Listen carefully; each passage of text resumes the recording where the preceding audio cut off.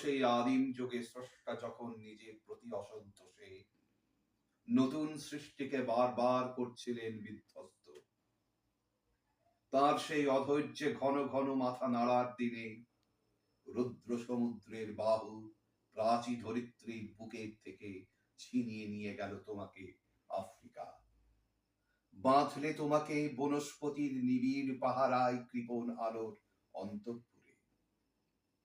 সেখানে নিভৃত অবকাশে তুমি সংগ্রহ করছিলে দুর্গমের রহস্য, চিনছিলে জল স্থল আকাশের দুর্বোধ সংকেত, প্রকৃতির দৃষ্টি অতীত জাদু মন্ত্র জাগাচ্ছিল তোমার চেতনাতীত মনে।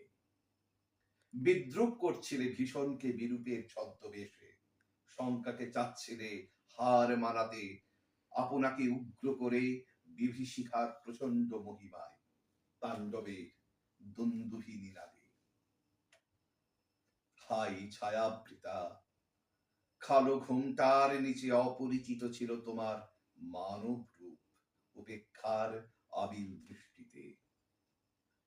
এলো ওরা লোহার হাতকড়ি নিয়ে, নখ যাদের তীক্ষ্ণ তোমার নেকড়ের চেয়ে। এলো মানুষ ধরার দল, গর্বে যারা অন্ধ তোমার সূর্যহারা অরণ্যের চেয়ে। সভ্যের বর্বর লোভ নগ্ন করলো আপন নির্লজ্জ অমানুষতা, তোমার ভাষাহীন ক্রন্দনে বাষ্পাকুল অরণ্য পথে পঙ্কিল হলো ধুলি তোমার রক্তে অশ্রুতে মিশে।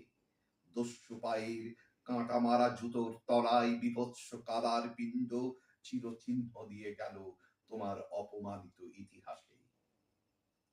সমুদ্র পারে সেই মুহূর্তেই তাদের পাড়ায় পাড়ায় মন্দিরে বাজছিল পূজার ঘণ্টা, সকালে সন্ধ্যায় দয়াময় দেবতার নামে। শিশুরা খেলছিল